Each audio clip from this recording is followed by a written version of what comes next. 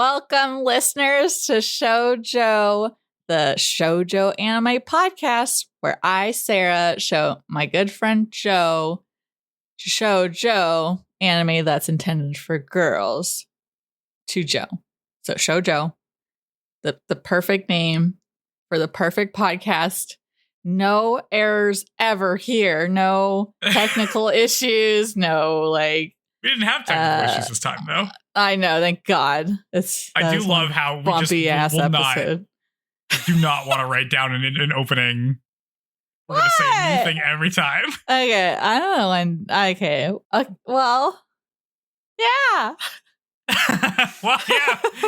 Here it is. This is the brand. We're in it. Yeah. Welcome to another episode of Chihayafuru. Yeah. This time they go to a tournament. Yeah, suddenly, very quickly, we're just time skip at tournament.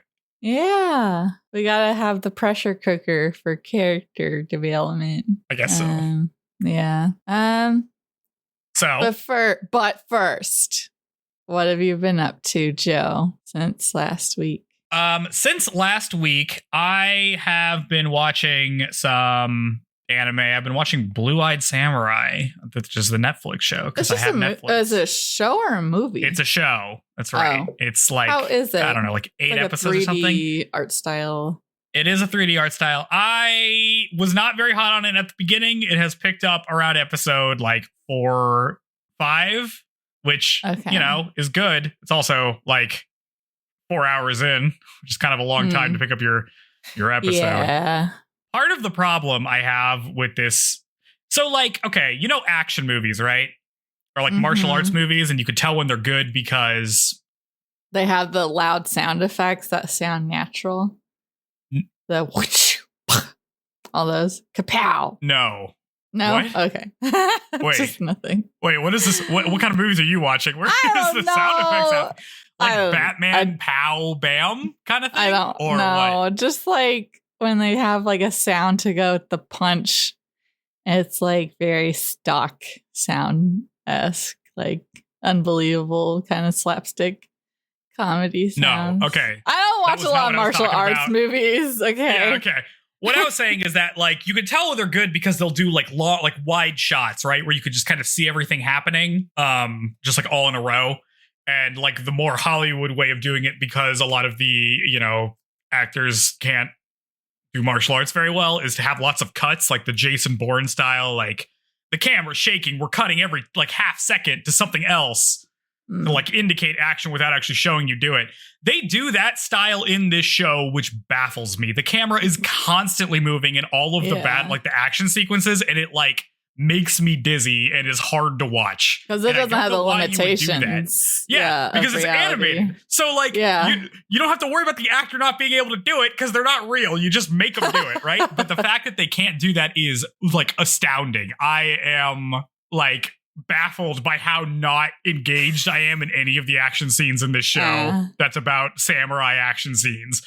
The other stuff's pretty good, though. What's the best action you've seen in an anime? Action? Like what do you like? Martial arts action, choreography, like or something? Like, I mean, there's like, I'll watch a lot of like shounen stuff with like fights in it, but they're like, people are using monologuing magic attacks. You know what I mean? Like they're not combat based, right? Okay. It's not like we're punching each other. Well, like I feel like Naruto has this thing where when they do like where they have like the more zoomed out perspective when fighting, and the art style, it becomes a bit more simplified to like make it easier, I guess, to animate all the physical combat. Looks really cool. I think they do a good job with it. Like the fight under the waterfall between Sasuke and Naruto. I feel like they did a good job with that.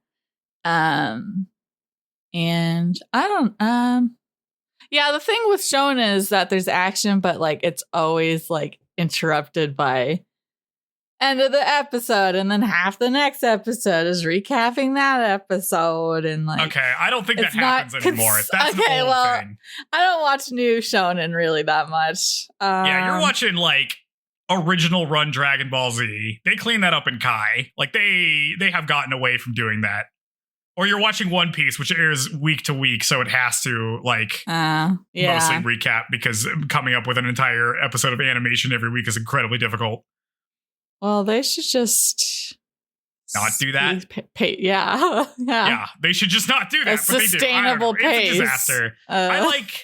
I know people that are like, I'm going to start watching One Piece. And I'm like, dude, you gotta find the cut list, where people cut down the episodes. You got to do that. You cannot be sitting there watching the Dressrosa arc, the longest, most boring arc of all time. Is it canon arc? Yeah, no, they're all canon arcs for the most part. Like all the newer stuff they don't really do filler that much. Okay. I don't see. But they like really slow roll everything. And what you're talking about, where like the first half is a recap and like some scenes are drawn out. It's exhausting. We're getting back to fights. Trying to think of like good. I've like seen good fights before. I don't know. I'd have to think about it because I don't want to say something and then be like, oh yeah, wait, that actually is super mid compared to this other thing I just remembered. Yeah, I'm trying to think of what battle has excited me. I mean, I feel like Bleach season 2 had a lot of cool moments. What's season 2? Which one's that? When they first get to the Soul Society? Christ. Yeah, Soul Society. I couldn't remember the name. The best shounen arc ever? Yeah. I agree. So, because it's lots of different fights that you can watch, not just one getting dragged out and like learning about your opponent while fighting. Because like these are actually likable characters, not just throwaway villain ones. And yeah. Remember when fights like accomplish something besides just looking cool? I feel like I'm just gonna be a downer about new stuff again, where I'm just like, I don't feel like any of the modern stuff like really does anything interesting with the fights anymore. I feel like it's just like, look at this spectacle. Yeah. I feel like the most recent thing I've watched that has fights is Demon Slayer or My Hero Academia. And Demon Slayer is just like, okay, I watched like the first season. I need to probably rewatch that. I do not remember that well, but okay. Yeah. But Demon Slayer, sorry, I didn't cut you off. Yeah, Demon Slayer, it's like it's very much just a spectacle for the eye. But then I had to think, no one else is seeing this swooshy stuff. Like it's just swords in reality, right? Like they're not seeing cool flames coming off swords. Like that isn't diegetic, like that's not actually happening, you mean? Yeah. It's weird. I don't know. The problem with Demon Slayer is that like the people they fight are just so nothing. They're just like one-off villain of the week guys. Yeah, so it's just like, I don't care about the spider kid. He's dead. I don't need his backstory, whatever. And it's like the most, I don't know. I complain about this all the time. Have I complained about this with you? Where I'm like, for some reason we have transitioned into a phase where a fight will happen, the bad guy will die, and then we'll get their entire backstory as they're dying. Yeah. Which I think is like the worst time ever to give me a backstory on a character when they're about to be out of the story. And I'm just like, why would I ever care about anything that's happening in the sequence? Super does that. Yeah. Literally what it does. Like all the time. Yeah, that's true. It's infuriating. I'm just like, I don't care about this dumb guy who had like a gimmick attack. Who cares? I feel like Inuyasha had a lot of throwaway villains too.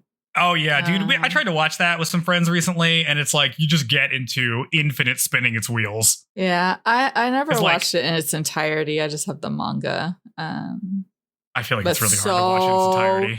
Many characters come and go. It's wild. Yeah. And none of it really matters, it feels like. I mean, because the core of Inuyasha is like the will they, won't they thing, or like, is Inuyasha going to get with Kagome or Kikyo, who's like alive again? Freaking want to string. Oh my God. Kikyo. And that makes almost no progress for the longest time because like we just keep doing these like random villain of the week things that just don't matter. Yeah, that's true. Or and I'm like, okay. Like, it's the whole Kohaku, Sango's brother, keeps showing up. And then, like, oh, is he good or is he bad? No progress. It's just like, we do an episode, he leaves, end of episode. We do it again in 2 weeks. Like, it's just so much repetitive stuff. Yeah. Especially if the show never reflects on those things. So I feel like at least Bleach, like, references things learned in previous fights for Ichigo. Like he because Bleach is his experiences. extremely good until the end of the Soul Society arc, and then it like totally just does nothing. And then it ends in a way that I think is ridiculous. But all the like Wake Mundo and Arankar and Espada, like all that just sounds so cool. Like I like that they went with like Spanish. It just sounds cool. Yeah. Oh man. Yeah, I mean, like it's cool, but it's all like there's just it's just got no juice left in it at that point. Get rid of those comedy characters. The stupid Arankar that like are goofballs. I don't. Oh, you don't like them? I like them. They're goofy. No, I hate them. Aw, but one's like tall and the other one has a huge face. We're here to save Orihime. Get serious. But this is the problem. Like the problem is that they just do the same arc again, but like less interesting. Yeah. Oh yeah, where it's always the chick that's gotta be rescued. And don't love that. Yeah, but like it's like I don't know. The Soul Society one is way more complicated because it's like they're rescuing Rukia, who does not really want to be rescued, but kind of does because she's kind of bought into like the weird cultish like outlook of the Soul Society. And like you get to the Soul Society and everything she's told you about it is just like not true. Up to this point, because she's been like your only source of information about what's going on there, and it's like totally wrong. Everybody's at each other's like throats. There's all this stuff going on, and then they just do the same arc again in Wake Mundo, but none of that stuff is happening. It's just like a very straightforward, like, well, we just gotta save the princess, so let's go do it, and then they do end of arc. It's like so uninspired compared to how much is going on in the first one. It's like the contrast is crazy. Well, I guess that's the only good one, really. I mean, the end of season 1 was cool. Like, if I ever rewatch, I'll like watch the last few episodes where it's, Byakuya and Renji coming in, and I don't know. You know when they like sell you on the like, oh, this person's so strong, their spiritual pressures off the charts. Yeah, I was so buying into that. Yeah, I was like, yeah, 'cause it's cool.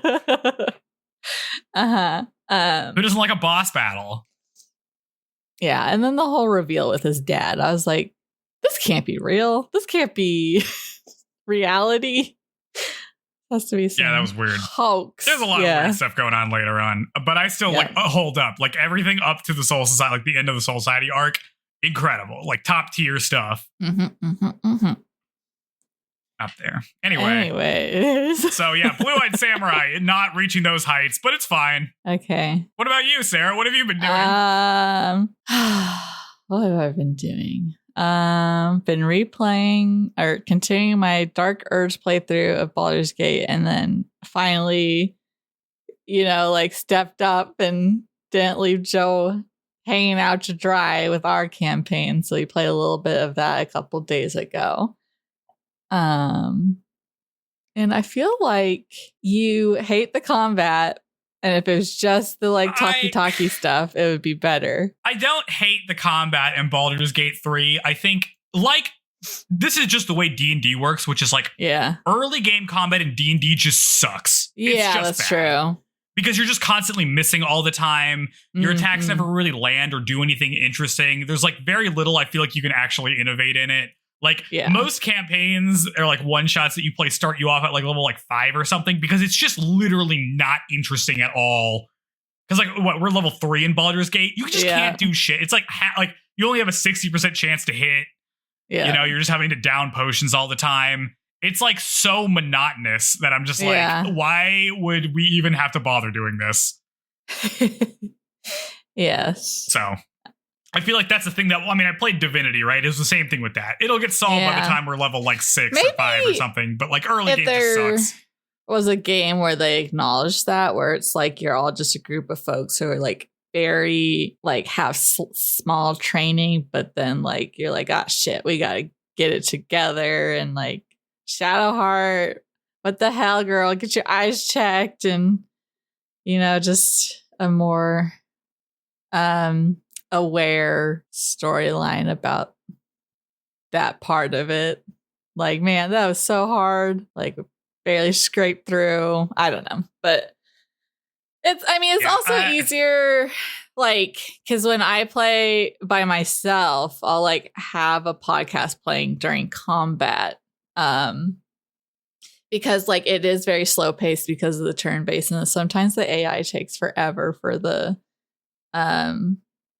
opposing characters to decision make. Right. Yeah. Yeah. There's just a lot. Like, I don't know. I feel like playing a game that is like supposed to be like D&D just kind of shows you the difference of like, or like the limits of what a video game is. Because I've also had problems in the past with like, so I usually do a lot of talking in these games, and your ability to lie is extremely restricted. Because sometimes you'll just say things with like, I'll just say things with no intention of doing them, but it'll like railroad me to doing it because I said it.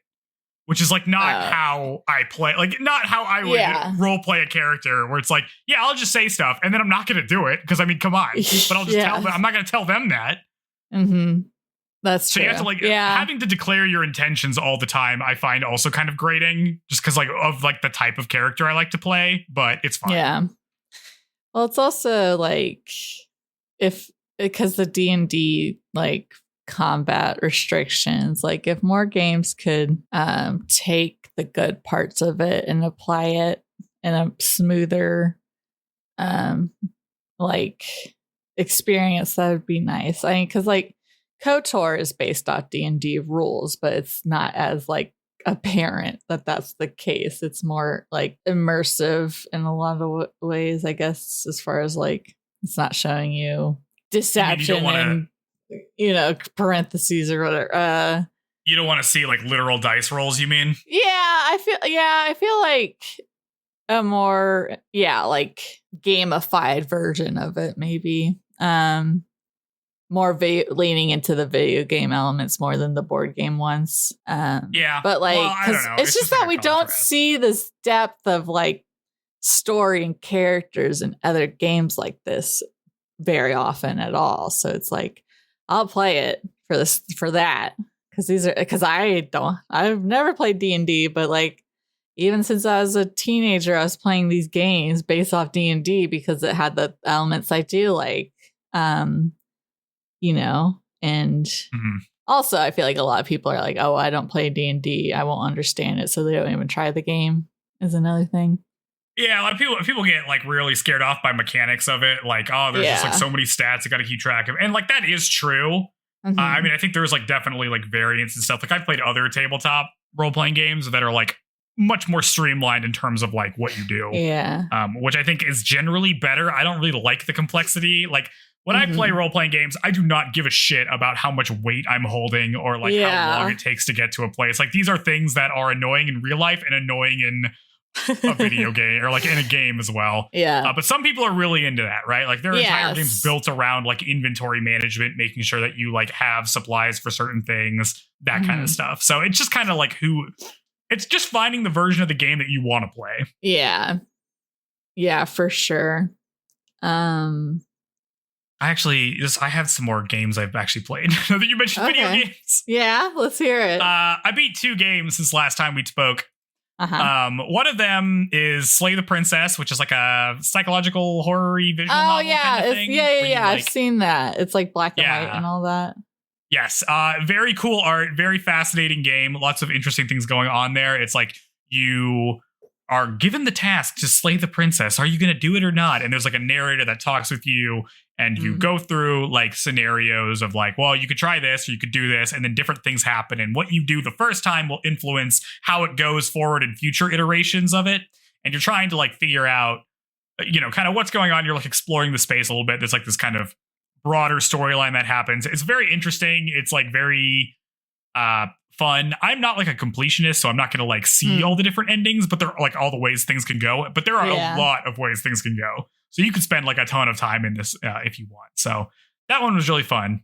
Pretty easy. I mean, it's not hard to play. It's like a narrative game for the most part. The other one I played, the other one I finished after playing for a very, very long time is AI, the Somnium Files, Nirvana Initiative. For fuck's sake, man, with that title. This is the sequel to AI Somnium Files that they just kind of made with like the same engine and stuff like that. It is you know, in the same vein of like, this is basically just a story game. Like, it's just a visual novel, but it's like, you know, everything's 3D. You like do some interactive stuff. It's kind of an adventure. You can make some choices for some different things. It's just charming and fun. I just like the writing in it. I just think the world is like goofy and ridiculous.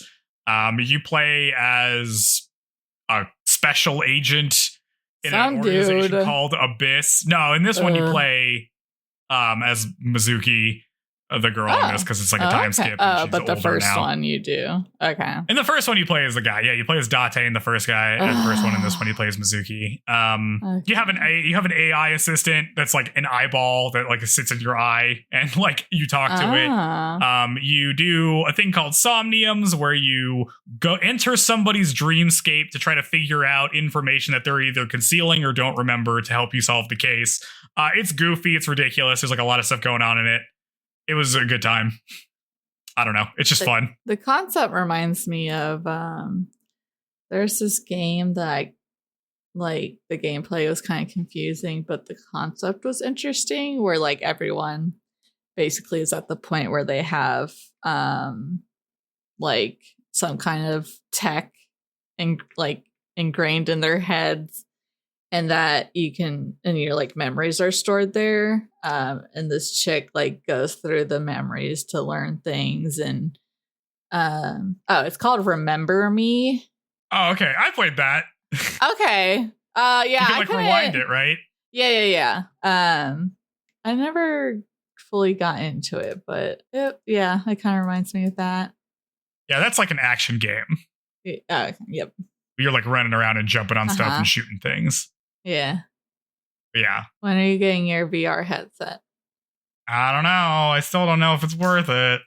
We can play. I've been having doubts. Well, I'd explore new games, maybe. Okay. Well, maybe. We'll see. Maybe. Okay, damn. All right. Joe's mom. He totally wants. She's not gonna. The Quest 3S for She's Christmas. not gonna. No, do not do that.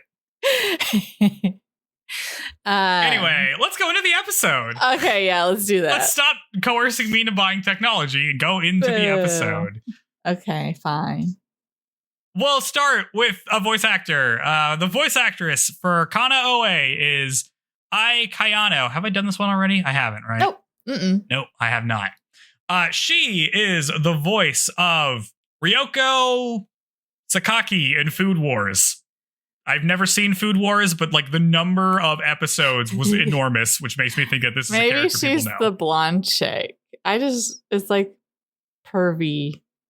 The number of people I know who like don't really watch anime, but have watched Food Wars as like their only anime is very high. That's interesting. She's got red hair. My sister likes it, but okay. Yeah, I've watched like the first episode. This character. No idea who it is. It was too much for me. She's in like the splash art, like the cover art, but like way, way to the left. Okay. So I don't think she's important, but she shows up a lot. Rival-ish character, maybe. Yeah. She's not the blonde one that I have seen before. Yeah. She's also... What? Sorry, it's just so strange that that's like the one anime they've watched.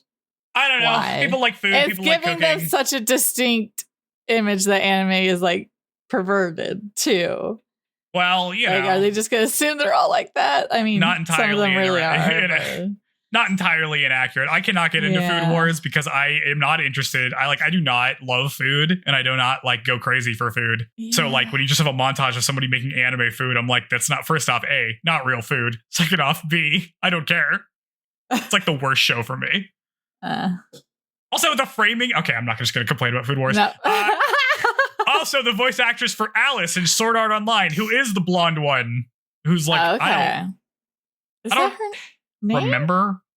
No. The main chick? She's not. She's like a knight or something. The picture I saw. Okay. Alice Zuberg.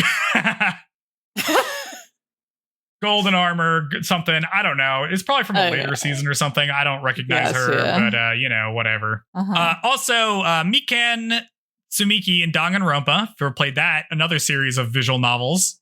I bought it. I just haven't played it yet. You need to play it. She's in Danganronpa 2. She's the nurse, I think. Okay. Also plays the character in Nori in Guilty Crown, which is the main girl. Have you seen Guilty Crown? This show is ridiculous. I feel like I've seen the cover art. It's a mech show, right? No. Oh. It's like a fantasy combat show. He's like pulling guns out of people's chests or whatever, like weird magic tools. Never mind. I have no idea. And she's like an idol and she sings like little songs. It's like the most ridiculous, like kind of stupid story. I remember thinking it was really dumb when I watched it, but it was also like, I don't know, 10 years ago or something. And lastly, she's the voice of Darkness from Konosuba, who is the blonde that is like, I don't know, masochistic, I guess, and gets wrecked. Yeah. Yep. What about Anna from The Promised Neverland? Oh, I totally forgot. I skipped it. It's also Anna from Promised Neverland. That's the orange hair chick. Like the main one. Okay. Wait, no. The little girl? The blonde I think so, right? Little girl? Is that her name? Oh, I don't know. Anna. This article is about the girl with the two guys. What the hell is this? Is she like one of the mothers of the place they live in or something? Never mind. This is a 9-year-old. Okay. Wait, really?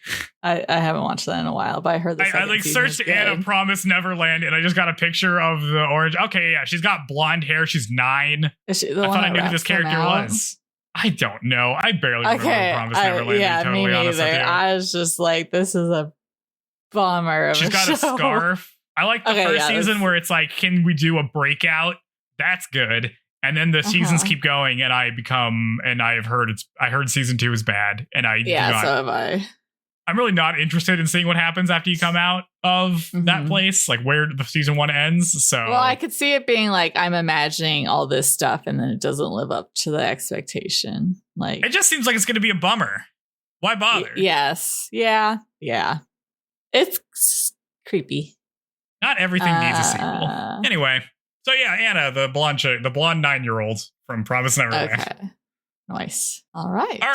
Well, and then also Kana, another supporting character. She does like a bunch of supporting characters. This is like always the thing. Like there was so many shows that she was in, but it's always just like, who's this? And then I look and I'm like, oh, okay, yeah, sure. I've seen them before. I feel like it might be better to be a supporting character because then because if you're a main character, you know, like, they're not going to keep hiring you as a main character and everything because it's going to be like, oh, well, it's always this person voice acting all the animes. And then it's like disruptive to the viewing because then you just think of the other characters they've been. But like a secondary character, that's like a solid, consistent workspace you can rely on. Yeah. I feel like. Anyway, Chihayafuru verse 9 is called But I Cannot Hide. It's a little easier to comprehend, I guess, the concept at least. I don't know this if that one relates to this episode. The one where they go to camp? Yeah, they do hide. I don't really get... Okay, but it's like literally they hide. All right. Yeah. We open on the crew officially handing in their paperwork to become a club. Their teacher, who's the same as the tennis coach and the one that got angry at Chihaya earlier, agrees to be their advisor on the condition that somebody other than Chihaya is club president. Chihaya is bummed that she can't be club president. Everybody elects Taichi to be president as Chihaya declares herself captain. Well, that's much better. Everybody thinks... Tsutomu specifically thinks that it's a good idea that she isn't club president. Like, everybody is just like, no, it's probably the right call. Yeah. Their club budget's like $30. They try to work out how the practices should go. Everybody calls each other by their derogatory names except for Taichi. The vibes are bad. Chihaya bursts in and says that she's going to play against the newbies. Taichi's like, they're not going to learn anything if you just play against, like, our best player over and over and over again. But Chihaya insists and says that she's captain, so she should outrank to Taichi. President definitely outranks captain, I think. Captain isn't real. You can't have a captain and a president. What are we doing? They start practice. Chihaya is playing against Kana, and Nishida is against Tsutomu. They start. Chihaya starts crushing Kana, and everybody disapproves. Kana says that this isn't going to work, but Chihaya explains that she learned from Arata, and if he hadn't destroyed her, then she wouldn't have been motivated to learn to love Karuta. She says she's not going to go easy on anyone because they need to be good enough to participate in a tournament this summer. After practice, Nishida explains that the tournament Chihaya wants to participate in is called Omi Jingu, named after the shrine where it's held. It's in July, and it's for the best high school players in the nation. They also have to pass a regionals to qualify, so they need to do that first. Tsutomu and Kana are like, well, we just started playing, and Chihaya's like, it's okay, because she'll play against all of them every day. That doesn't sound fun. This sounds miserable. Yeah. Like, yeah, it sounds bad. On the train ride home, Taichi tells Chihaya that she should just let him and Nishida worry about the newbies, and she could just focus on her own play. Chihaya reminds him of the team match back from elementary school, and he relents. We cut to a montage of Taichi and Nishida teaching Kana and Tsutomu a bunch of tips. Tsutomu comes up with a bunch of strategies about card placement. They start practicing, and Kana is able to take a card against Taichi. Then their advisor teacher suddenly bursts in and tells them that it's late and they all need to go home because the school's closed. They walk home complaining that they only have time to play 2 games before the school closes, because I guess there's not that much time between classes ending and the buildings closing down. Chihaya mentions a camp that she once went to that was pretty helpful because you could just play all day. The other members all think that this is a great idea, and they decide to stage a camp over the upcoming 3-day weekend. They're going to have it at Taichi's huge ass house. Fancy town. Chihaya goes to Taichi's house early. She tries to go into his room, but he stops her because a girl shouldn't just rush into a guy's room like that. We get a scene where she's like, that's weird. The rest of the crew shows up, and they're all surprised that Taichi is rich. Okay, Nishida makes a comment that's this is the first time I've thought we live in a class society or something. Yeah, dude, Nishida's really so funny. Oh my god. So good. Chihaya shows everybody's Taichi's Hall of Medals and Awards for things like violin, horseback riding, and skiing. Taichi is not happy about this. Chihaya tells Kana that she doesn't like his mom because she gets mad when he doesn't win, and she calls her Miss Pressure or something. That's right. Because they're pressure cooking that kid. They start practice. Chihaya announces that their goal is to play 15 total games over 2 days. Everybody is overwhelmed, but they all go for it. We get a montage of them practicing. They only finish 5 games before Taichi tells Chihaya that they have to call it. Kana and Tsutomu are totally spent. Chihaya's like, but you'll play more than that in a tournament, so we got to keep going. But Taichi tells her that they're gonna have to take a break, or they're gonna break themselves. Yeah, that is it's so annoying. Really so frustrating. No one's calling her out on explicitly how absurd and unrealistic she's being. So the way this episode's end is fascinating, so I feel like we should just get to the end before talking about it. Yeah, it makes me mad. Okay, continue. Let's see. They eat dinner and Nishida's having a grand old time. Everybody else is suffering though. Everyone's having a bad time. Kana tries to eat and Tsutomu passes out. Suddenly Chihaya hears something and tells Kana that they have to hide. The front door unlocks because Taichi's mom and sister are suddenly home. They were supposedly supposed to be gone for the night, but came home early. Chihaya carries a now passed out Kana home to her place to stay the night. Chihaya can't sleep thinking about how she might have pushed Kana and Tsutomu too hard. She thinks about how people have told her that she only thinks about karuta and doesn't think about other stuff, and she feels bad. Suddenly, Kana's alarm goes off. She gets up and drags Chihaya off into the night. She drags her to a park where Nishida, Taichi, and Tsutomu are waiting for her. Nishida tells her that they have something to tell her, but before he can say it, Chihaya apologizes for pushing everyone too hard and not paying attention to their fatigue. The guys don't think that's a problem, though. Nobody cares. Neither does Kana. She's also just whatever, man. We know what we signed up for. Both Kana and Tsutomu tell Chihaya that they're gonna grow to love karuta. They're actually here because it's Chihaya's 16th birthday, and Taichi has a pastry cake looking thing. Looks like a fruit tart or something. Yes, but it's huge. Yeah. They start to eat it, and Taichi shoves the chocolate face name plate in her mouth. Chihaya is stunned. Taichi tells her that as long as she smiles, karuta will be fun. She cries. They eat cake together while complaining about Taichi's mom. Taichi suddenly gets an email from an unknown number. He opens it and is shaken by its contents. Chihaya comes over to taunt him with some cake. She's doing oh Taichi, I brought you some cake. Haha, this is for me.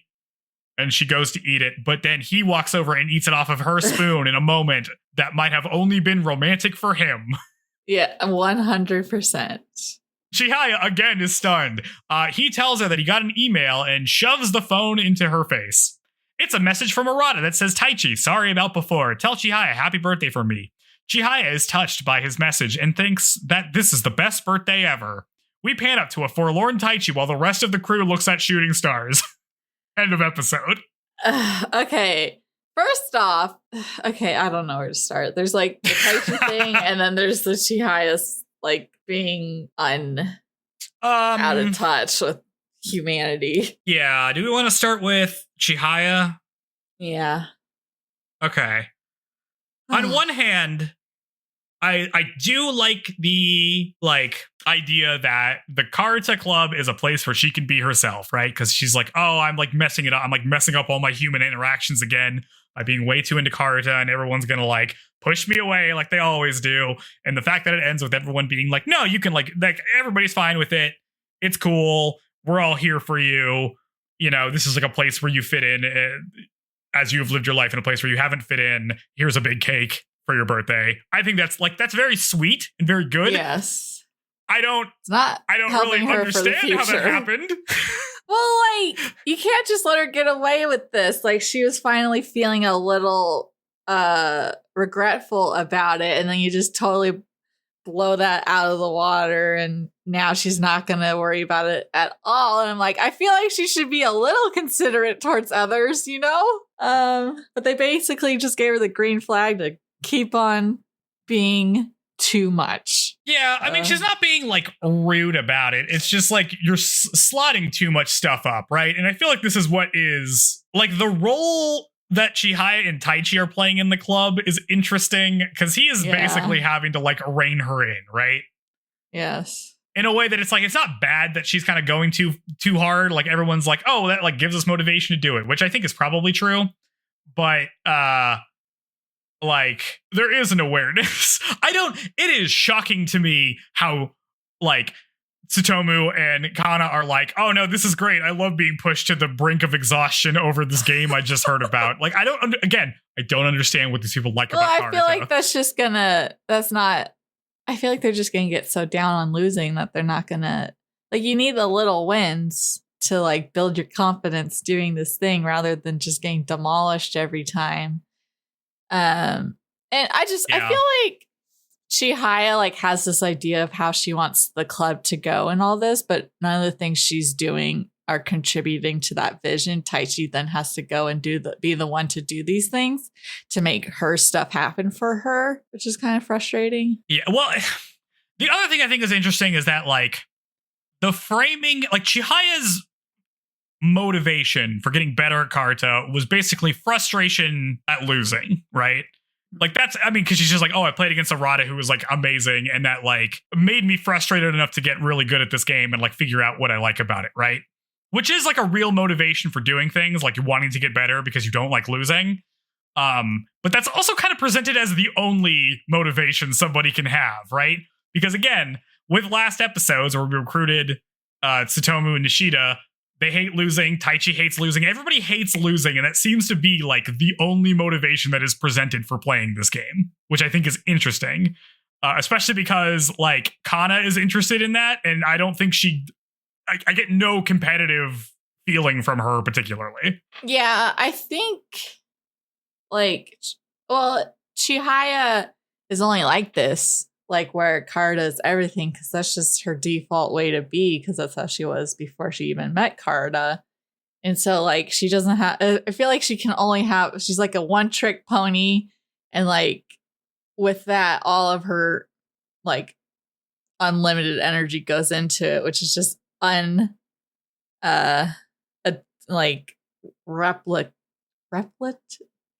others can't replicate that, because one, they don't have that same energy, but also they like value having other things in their lives probably, and so it's impossible to expect them to be on that same level. I don't know. Yeah. I'm just like, this is too much Chihaya. I understand we're simplifying things for the sake of camaraderie and teamwork and blah blah blah, but I'd be annoyed. Yeah, it is a lot. But again, like, you know, I feel like this is the thing that's interesting. This is the thing that stuck out to me the most in these episodes, which is like she's really into it. It seems like Kana and Tsutomu are also into it. Nishida's into it. And Taichi is like the most phoning it in these episodes. Like, he is not. Everybody else is excited, but him, who's just kind of going along with it. He's just like, yeah, I'll be captain, or like, I'll be like the club president. That's fine. Like, everybody nominates him. He's like, yeah, okay. And then he's like, oh yeah, we can have a camp. Oh yeah, we can have it at my house. Like, he is not excited about Karuta at all. It feels like. Well, he's almost the opposite of Chihaya, because like she has the one thing and then he's had to do so many things that maybe he has a hard time getting invested in anything. And yeah, obviously his intentions with competing are different, or they're not based off the game itself, just for the sake of staying close to Chihaya. Still no mention of his goddamn girlfriend. Poor girl's never she hasn't seen him since. I'm just assuming she's gone. But yeah, it's like, it's fascinating because like, yeah, I don't know what Karuta means to him. Cause like he obviously he does all of these things, right? And it's just like, okay, do any of these things mean anything to him? Like, obviously he likes this one because this is what his friends are doing. But like, does he like the game all that much? Is he like excited to go to tournaments? He's just kind of like, yeah, it's fine. Like, we need to stop because these guys are like burnt out. You know what I mean? Like, he is the most chill about everything. Yeah. And also like, not, I don't know. He has the least passion out of any of them. Yeah. It feels should we talk about him in this episode? Yeah. Should we talk about the rest of Taichi? Yeah. I think basically it's so clear that Chihaya doesn't see him that way, and she only thinks about Arata, that he's trying to use these like guerrilla tactics to try and like shock her into acknowledging him as a dude. By like clearly pointing it out in the instance of her trying to go into his room, and then like it's like very intentional that he's doing these things, and it's not like an organic thing happening. He's just trying to force her to look at him as a guy. Yeah, I mean, it feels like, I mean, it's all reactionary, right? It's all like, I mean, he is frustrated. Like, I can tell his frustration, right? Where it's like, yes. Oh, Chihaya finally came to my house and it's for this stupid camp that we're doing. And she wants to go into my room. Like, no, you're not going into my room. You know what I mean? It's like standoffish a little bit. Like, he only like bites off of her like spoon or whatever when Arata emails him and he's like, oh, great. I like forgot about that. Like, he can be normal in normal situations. It's only when something comes up that like should be a romantic moment that's not going to be, because he knows that she's not into him. Like, this is the thing. Like, I kind of feel for Taichi in this episode in terms of like, he's been forced to do all this stuff. Like, his mom forces him to do all these extracurricular activities that he does not care about particularly. He's in this karuta club that, I mean, he likes, but like, does he really care about it? I don't know. There's like the girl he has a big crush on, and she like on paper, they do stuff that seems like she would be into him, but she's not. And so this is just his life. Like, of course, like he's just being ground dust every day of his life. Of course, he's going to be checked out of everything. So, yeah. Yeah. Yeah, I would also be checked out of my life if this was like this. A little kid. Well, like at this point, just let it go, dude. Like you'll be happier if you just, I don't know, if he just thinks that if he keeps being around that she'll by default end up with him. But like, I don't know, because he's so chill about everything that he doesn't seem like one to be so stubborn, but he is on this. Well, I think it's like he's hanging on to something for himself, right? Because it seems like he pretty much doesn't live his life for himself at all. He always is having to live under the expectations of everybody else. And this is something he can at least do that is like for him, right? It is so clearly doomed. And I think he knows that it's clearly doomed. But it's like, you just got to get something to get through the day. You know what I mean? Yeah. And so I get it. But also, you need to just like, well, when he was talking about the whole, like, being in love is, like, being uneasy always or whatever. Yeah, I'm like, it's like your life certainly sucks. That way for you, dude. Like, I just feel the like, lack of energy from him, or the resignation from him. And I'd like to see him more happy in general. Yeah. But hopefully we will get to see that. Yeah, but I do feel like the explaining his home life has like contributed to my understanding of that in like a way that I am like, I'm interested in Taichi again after this. He's my favorite after being like, so damn, far. Your life just kind of sucks, man. Like, I understand that you're good at everything, and like Tsutomu is clearly like jealous of If you, only, but also yeah. your life sucks still. Like, Yeah. Ugh. Yeah. So let's move on. All right. Verse 10 is called Exchange Hellos and Goodbyes. Makes no sense. We open on Chihaya wearing, sorry. We open on Chihaya wearing a hakama, stretching while a bunch of other students look on. We learn that it's the Tokyo Regionals for high schoolers. It's happening now. We're doing the regional tournament to qualify for that other one. We cut to Kana fitting everybody in their hakamas. While they all complain because it's like, oh, these are uncomfortable, but she's like, this is the deal. Everyone else is like looking at them, and I could see that being very embarrassing, being like that. Oh yeah, the weirdos wearing the hakama. Yeah, everybody else is just a high schooler. Well, because it's definitely not something they wear every day, so that's another thing. It's like doesn't feel normal at all. Yeah. Kana also has like brought brochures for her family's shop because she's a genius. I love Kana.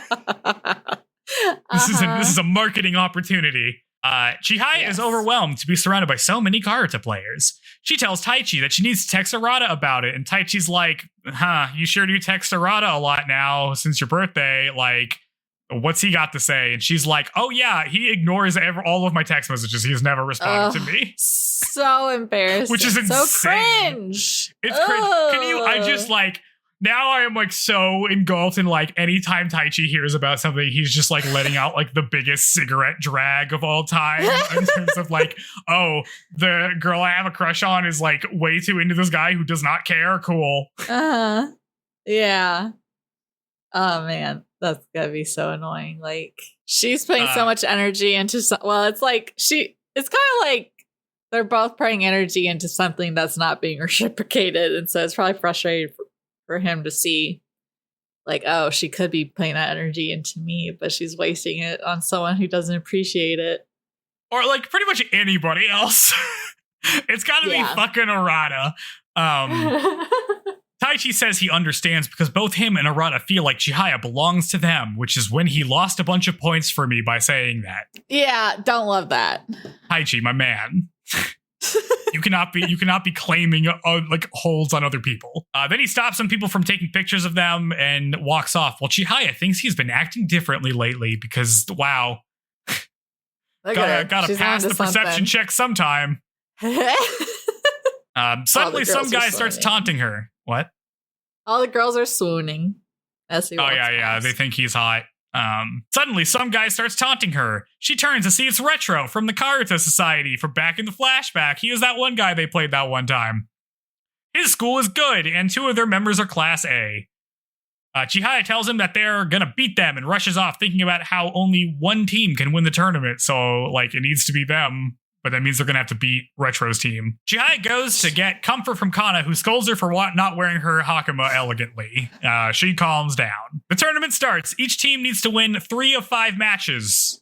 So again, it's you play, like everybody plays one-on-one. Individually. Yeah. And you just have to win them. They start game 1. Chihaya flings a card and then trips on the hem of her hakama, retrieving it. Which is very funny. Oh my god, so embarrassing. That's Tsutomu, like gotta hurt. The texture of the tatami mat, like, and put all your weight going onto that. Yeah, she like hit her forehead. She is like done. Tsutomu is struggling in his first game. It ends, and Nishida, Chihaya, and Taichi won their matches, while Kana and Tsutomu lost theirs. Taichi tells Tsutomu that he probably faced their like opponent's best player, since the matchups are like more or less random at the beginning, because nobody can like scout out the first game, because like you can kind of tell who's good and who's not based on like the scoring lines. But in the first game, you have no idea because it's the first game. Nishida and Taichi strategize their player order. Kana asks where Chihaya is, and Nishida tells her that she's texting Arata while eating different food items each scene because the fat kid likes to eat. Ha ha ha. He speculates that she started this club so that she can see him at nationals, while Kana is like inspired by the love story, but Nishida's like, she probably just wants to play against him. I don't think she's capable of that. Don't read into it. Nishida is incredibly perceptive. Yeah, real Nishida good rules. Yeah, I mean, he's a jerk, but at least he's right about things. Yeah. They leave for their next match while Tsutomu hangs behind, frustrated with his performance. The next match happens, and Tsutomu is still having a rough go of it. Kana unexpectedly wins her matches while Tsutomu is still happening. What? Sorry, I had a little internet lag. I was like, oh, Joe's not talking. Let me fill the air. Oh, sorry. Nope. Kana unexpectedly wins while Tsutomu's match is still happening, and he eventually loses.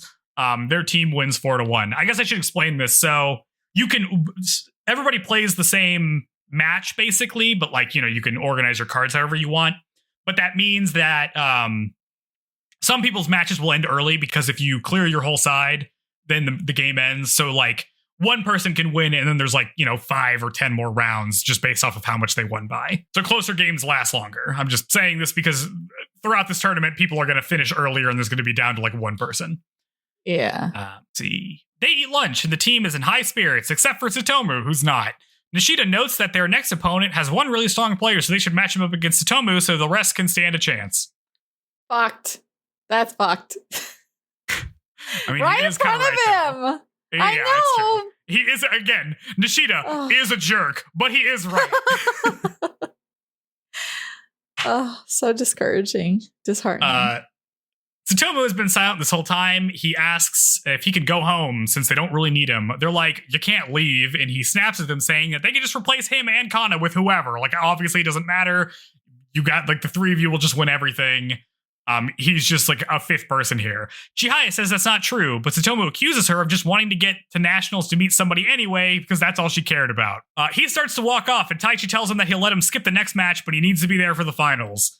Chihaya's like, why are you letting him go? But Taichi's like, okay, but like he can't play if he's angry in that state anyway, so like just let him cool off. Nishida's like, fine, whatever. But Taichi says it's not Tsutomu's fault. They actually aren't really a team. They basically are just 5 people who are playing next to each other, which is the most true thing anyone has ever said. I love it when spitting facts. Yeah, or Taichi, that's Taichi who says this. Oh, oops. Taichi is like, remember an episode like whatever, like 3, where I'm just like, this doesn't really seem like a team game. It seems like they're just 3 random people playing and they just happen to be on a team. It turns out, yes, because they're doing it wrong. Yes. Taichi tells them they need to win this round so they can play with Tsutomu again. Chihaya is a bit rattled by what Tsutomu said. Their opponents next game are an actual team, though, and they do things like encourage each other. You know, the things you would do if you were actually on a team, and they like high five and stuff. Chihaya's game is so bad she misses the Chihayafuru card. That's how bad it's going for her. The rest of the team is shocked. Watching on are the students from Hasio High. I think it's Hoshu. Hoshu? Okay. I feel like Honshu, something like that. Whatever. This is the team that Retro's on. Yeah. Their captain, Pseudo, explains that the other team isn't very good that they're playing against, but they yell a lot, which rattles their opponents because, you know, they're using the power of teamwork. He comments that there's basically no advantage to keeping silent, so, like, Chihaya's team should also be yelling because they're just sitting there silently. Yeah. He leans over to see Retro doing some divination to determine the player order for their next game. Apparently, he is very good at this somehow. Oh, those are custom-ass cars. Yeah, he's very goofy. Based off himself, yes. Pseudo comments that if Chihaya's team is going to win, he'll have to play against her. Retro tells him not to be worried, and Pseudo says he likes to toy with pretty girls, and Retro calls him a sadist. Ew. Yeah. Elsewhere. Also, I was going to say, we didn't mention it, but in the last match, Kana did win her first match, so that's exciting. Oh, I mentioned it. Oh, you did? Okay, I wasn't listening. My bad. Oh, cool. Yay, Kana. Delayed. Congrats. Okay. Continue. Yeah, she did it. Elsewhere, Tsutomu listens to some other students gossip about Chihaya's game and how she's playing very poorly. He yells at them and runs off. Back in the game, Chihaya is failing. She's not doing any better. Miserably. Yeah. Taichi tries to get her together, but she's totally lost her ability to hear because this is Chihaya's thing. She has superhuman hearing, but not right now because if she feels bad, it's like all silent. She's unsure what to do when suddenly Taichi smacks the hell out of a bunch of cards, snapping her out of it. Like he plays the way that Chihaya does by flinging shit. Everyone turns to look as he goes retrieves the cards. On his way back, he pats them on the head and tells Nishida to win his game first. Then he encourages the rest of them and tells Chihaya to take a breath because he is the team president. He's the club president. He's doing it. He's using teamwork. Taichi has arrived. She breathes and is able to calm down. She looks at her opponent for the first time, who's looking pretty worn out. And she's like, oh, that's right. This is who I'm playing against. This is the field. She sees Tsutomu watching from the corner and is inspired to win now that the whole team is here. She's down by 6 cards, but has regained her superhuman hearing, so she starts to go on a tear.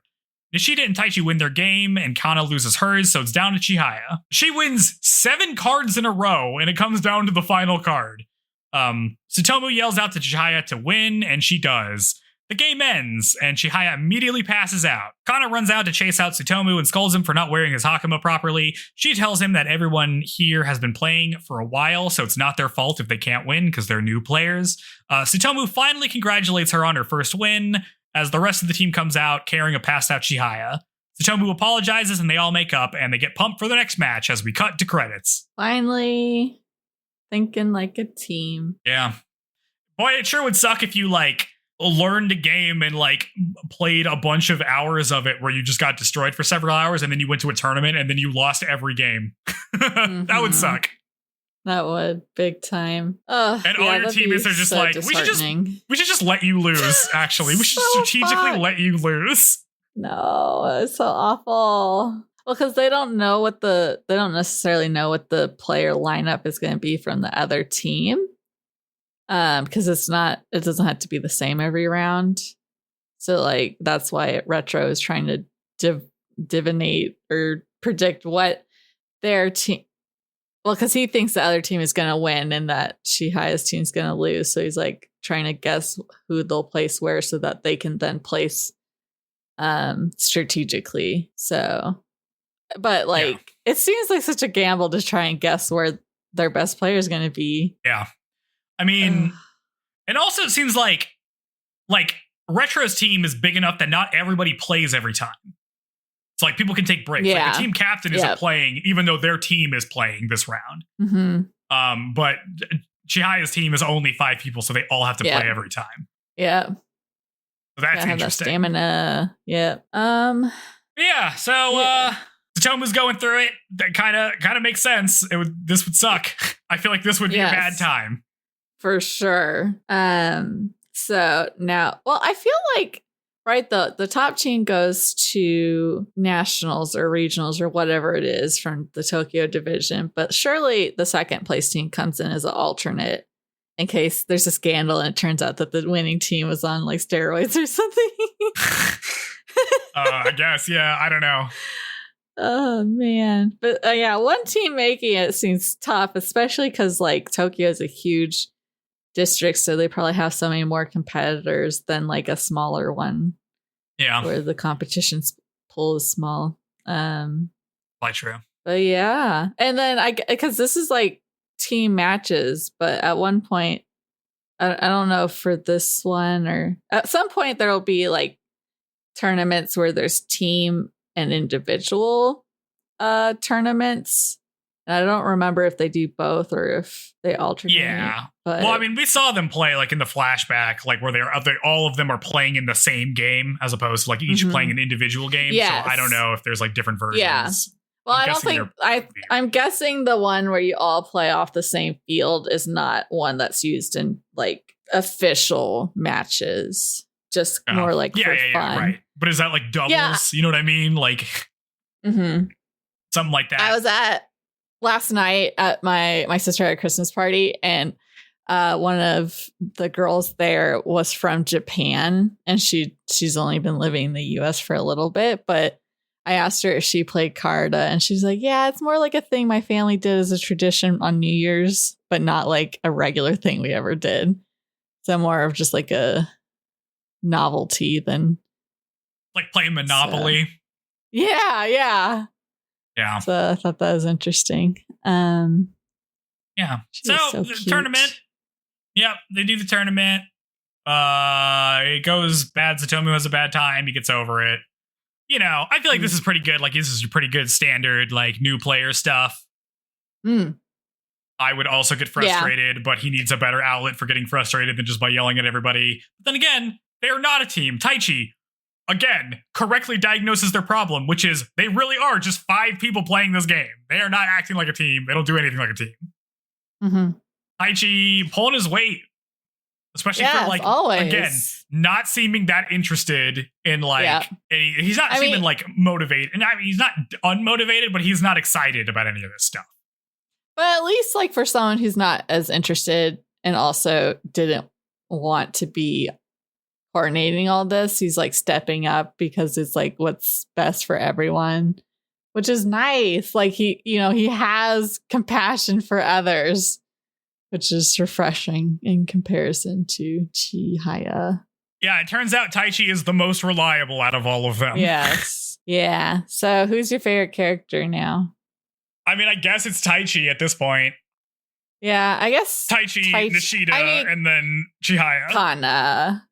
Kana rules. I like that Kana. Taichi acknowledged her business sense. He's like, she's on it. Yeah. Yeah, I don't know. I don't remember disliking Chihaya, but I guess now that we're in a place where we're analyzing it, I'm like, ugh. Yeah, well, there just hasn't been like a payoff to any of her stuff. Yeah, no. You know what I mean? Mm-hmm. Oh, there also hasn't been a payoff to like why people like Karuta. I'm still like on that, where it's just like, why does Tsutomu like Karuta? I mean, he clearly doesn't like this tournament, which I get, because it's like, imagine you play this complicated game against a bunch of people that are good and you just did bad over and over and over again, but you kept winning, so you kept having to play. Yeah. Like you don't even have the dignity of going home. You have to keep doing bad. Mm-hmm. Oh man. Yeah. I'm excited because moving forward we'll be covering 3 episodes at a time, which means I'll get, because like 2 episodes doesn't feel like enough to watch. Like I need more Chihayafuru. It's so good. Mm-hmm. Oh man. Yes. So now we're So we'll be doing groups of 3. I don't find these that hard to summarize. We'll probably like go through them a little bit faster, especially because like we're in tournament mode, which I feel like there's a lot less character stuff to talk through. Talk, yeah. So next time we're going to watch 11 through 13. How hard this was going to be for you to recap, but you're doing a good job. Yeah, but like this last episode was pretty short. I mean, like the word count on this is not enormous. Mm-hmm. So we're going to try 3. We'll see how that goes. Yeah. We'd have to do at least one of those because of how there's an odd number of episodes. So if it goes good, we'll just keep doing 3. If it goes bad, we'll switch back to 2. Okay. Yeah. All right. That's Chihayafuru this week. Let's I guess continue our recommendation. Yeah, talk to me about G-Wish. What do we call this? Yeah, I only got a chance to watch like 2 more episodes, I think, but okay, I need to know, is this going to be like, it's like Yuri coded, but the show's just pretending they're friends and nothing actually happens? Is that what the case is? Okay. Because like, there's like Howl looking guy who like, I get the vibe like, oh, he's going to be interested in Suleta and this and that. And I wasn't sure if it was going to be like setting up these male characters as a fallback for the end of the show for them to pair off with. No, it's not going to do that. Okay. Her mom's haircut, heinous. A crime. Keep the helmet on. Oh my God. Yeah. Her mom's weird, dude. Yes. Yeah. Well, okay, because up to this point it's just like school really and like duels against the same guys. So I'm like hoping we get more like either learning to do new cool things or like wider scale stuff rather than one-on-one. Or what the curriculum looks like at this school. But we'll see. Probably not going the that characters. in depth. I like Suleta. I do like, she's very quirky and I'm watching in dub, but the dub voice actress is doing a very good job of like voicing that, like the good transitions from like talking normally to like hiding behind a corner or stuff like that is good. So you watched through episode 4? Yeah, I think I'm on episode 5. Maybe? Did you see the part where Choo punches that chick? No. Oh, I don't think you're not so. on episode 4. Okay. We had the guy propose to her after getting beat down a second time. Oh, yeah. Like, I didn't mean it. I didn't mean it. That guy's such a moron. I love him. He's so stupid. His hair is insane. He looks terrible. It's so funny. So his brother looks normal. Oh, he's such a little freak. Yes. Okay. Well, it's interesting because like those two are the only the only mobile suits I've really seen so far, and hers is very classic looking, and his is very flashy, with like a freaking feathered cap and shit. So I'll be interested to see what the other designs look like. Yeah. And her mom is just lying straight to her face, so that's why. Dude, her mom is so crazy. She's so out of pocket all the time. Every time she says something, I'm just like, what the fuck are you saying? What is happening here? Yeah, I know. I half expected her mom to be like dead or something, but no, she's in it. But like, it feels like she's like, what is the intention with sending her here? Is she just using her kid as bait to get this big company to like buy into something and then turn her back on them? Because she's like trying to get into their good graces currently. So it'll be interesting to see how that part of it plays out. Yeah, I like the girl with the black and blue hair. The girl with the pink pigtails. Her hair is insane. Yeah, she's great. She's so angry. But yeah, we'll see. So yeah, still good so far. I just haven't had as much downtime this week because I've been playing so much Baldur's Gate. Yeah, but you're gonna stick with it. Yeah. How about you? How's Forgotten Anne going? I played more Forgotten Anne. This is the most clearly. Okay, so the guy's name, Bonku. It's Bonku, who's the guy who runs everything. You're the enforcer there. Learned some interesting things in the lore. Should I spoil this for you if you haven't played this? Should I not spoil it for you? I guess I won't spoil it for you. Yeah, go ahead. No, you can, or the gist of it. You can. It's very clearly that this Bonku guy showed up and stuff, like established himself as like a pseudo dictator and like basically you were like installing the surveillance state. It is the most you are clearly the bad guys. He calls all the like animate objects things at a point, and it's like, I see. I don't remember. Is he human too? Yes, he is human. That's why he like, because they're animated objects, right? Yeah. And so like they are literally things, but like they also talk, which means he's referring to them as things, even though they clearly are just people. Yeah. So is Anne like having some kind of moral conflict with like the way he's treated? Because I don't remember. Is it like she grew up there, or she just doesn't remember her life before? So she like, doesn't remember. This is what she's known as people her whole life, and he's treating them like that. So how does she feel about it? Or she's just like, whatever. Or that's up to you to decide as the Her player. memory seems to be bad. Like she seems to have memories before he was in charge of everything, because he's like, oh, I kind of remember that, but not very well. Like people have to remind her of stuff that happened in the past. Like you meet like a character that's like basically like a grandma that like you used to hang out with. She's like, I remember when you guys first got here. And she's like, oh, I only like vaguely remember that. So it's like in there, but not really. That being said, that makes me think it's like planted memories, it could or like be suggested memories, and not her actual or something. Anyways, continue. So like, it's a lot of that. I mean, again, you can make every decision is like, do you want to be a cop, or do you want to be like a person? Liberator? Yeah. And so it's a lot of just that you going down. Well, obviously, I'm being a person. Because I don't know about this guy. I don't know this Bonku guy. Who the hell is he? I just started this game 3 hours ago. I have no loyalty to him. So that is where I'm at. And I've like obviously I've defied him a couple times. Hasn't resulted in anything bad for me yet. Yeah. And also, I have the little gauntlet where I can steal people's life juice. So, like, what's he gonna do? Send people after me? I'll just steal their life juice. Who's in charge here? It's me, it turns out. So. Yes. Don't you have, like, wings or something? Yeah, you do get it. You get, like, some wings. Cool. Yeah. I will say the puzzle's getting a little bit more nebulous. Like, I've had to look up some of them because it's just, like, it's not clear to me what you're supposed to do. Okay. But, I can look them up. It's fine. So, you recommended me a show and I recommended you a game. Do we, once we kind of finish these recommendations, do we switch or can I recommend another game? I mean, it's or up to you. Request what kind of media we want to be recommended for. We could also do that. If I don't want to play another game, I'll just be like, hey, recommend me something that isn't a game.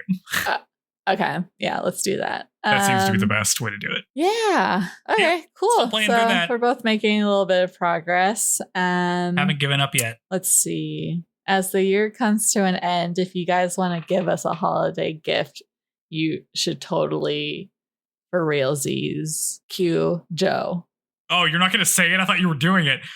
Yeah, rate us 5 stars on your platform, your podcast platform of choice, whatever you're listening to on right now. You can rate it 5 stars. You can just go into the little thing. Please do that. It's easy to not do that. It does help us out quite a bit.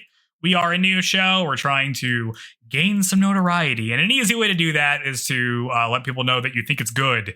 You can also do that by leaving a comment. So if you're an Apple Podcast, you can leave a comment there. That helps with whatever algorithm ranking thing they've got going on, I think. If you're in some other platform, you can leave comments on episodes maybe, and maybe that'll help. I don't know. Kind of nebulous, kind of hard to know. Be sure you're following us instead of looking us up every week that the episode comes out. Yeah, be sure you're following us as well. That helps the algorithm. You can subscribe to the RSS feed that we have if you're using an RSS feed. Or any of those other things. Also, tell people about it. Word of mouth. Oh, yeah, go ahead. I was going to say, in our show description, there will be, I guess, depending what platform you're on, if they carry the link over. But if you, there is a part that says follow us on all the things. And if you select that, it'll take you to our link tree, which links to all our different platforms and stuff. Yeah. Yeah. So please do all that, word of mouth, all that stuff. Please tell people about us. We're making through Chihayafuru. We'll be done. Have a request for what we cover next? No, we already know what we're covering next. We're not taking requests. Oh, just kidding. But if you have things you eventually want us to watch, we will then take some requests for some stuff if you really want us to cover something in the future. We have the next couple things planned out, but after that, We're flexible. Yeah, sweet. Yeah. Okay, cool. I know I slept in late this morning, but I desperately need a nap. Are you serious? You just woke up 2 hours ago. I know, I'm tired. Oh my God. I just want to lay in my bed and be cozy. It's raining outside. Something is have deeply my wrong warming here. pad. I don't know. I cleaned a bit. I vacuumed, and I gotta make sure my place is pristine for when you come visit. I don't want you to be like crazy animal lady at this stinky place. I don't. Yeah. Okay. But no problem. Yeah, but it'll be fun. We'll be sure we'll record a podcast in person, and maybe we'll do a live stream thing on our Twitch channel, maybe. But yeah, so some extra content should be coming out of our real life interactions. We'll be going to a convention, so we'll be sure to spread the good word about the podcast. Because you guys super care about that. Anyways, we hope you enjoyed listening and that you're just dying to hear what happens next week. And happy holidays and all that good stuff. Did we learn anything, Joe? Yeah. Don't push new members to the breaking point. Don't just invite a bunch of people to play a game and then destroy them without holding back at all and then tell them you're going to play 15 games in a row. I feel like that's a real good way to chase a bunch of people off. It worked out here for Chihaya, but I don't think you can replicate this in real life. I just don't. You struggle to get the 5 members. Don't immediately send them off. If you're able to convince 5 people to play a game you like, do not make it a miserable experience for them. Yes, I can say personally, I've convinced no one to want to play this game with me. They've all been reluctant, and it's only been one time. So I understand the plight of getting people to play Karuta with you. It is tough. It's a tough sell. Yeah. But yeah. All right. Maybe that says something about the game. No, it's people. They don't want to push their brains. Sure. I'm lazy and I still like it. I'm bad at it and I still like it. Mm-hmm. But also maybe it's just because I love this show and I just want to have a thing that's like the show. But yeah. Anyways, catch you next time. Bye.